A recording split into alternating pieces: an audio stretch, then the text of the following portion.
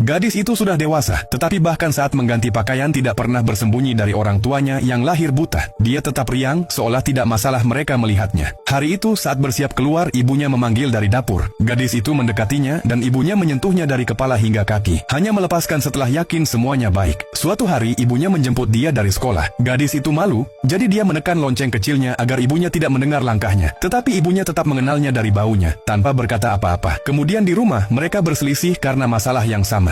Saat telepon gadis itu berdering, ibunya yang marah melemparkannya ke lantai. Ini membuat gadis itu semakin marah. Dia memecah kaset tua ibunya yang diisi rekaman masa kecil, lalu keluar rumah dengan marah.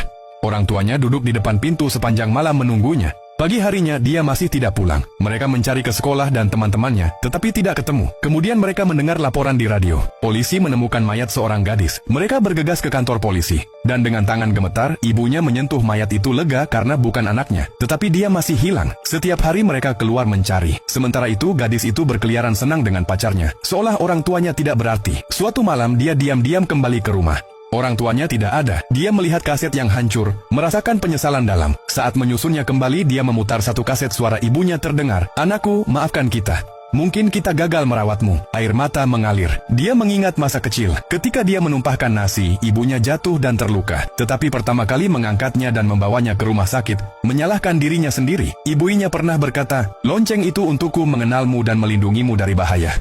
Gadis itu hancur, keluar rumah dan melihat orang tuanya yang tua masih mencari dia di tengah hujan lebat. Dia mengangkat payung di atas kepala ibunya, melompat peluknya dan menangis, meminta maaf berulang-ulang. Pada saat itu dia akhirnya mengerti. Kita menyadari nilai sebenarnya dari apa yang dilakukan orang tua hanya ketika mulai kehilangan.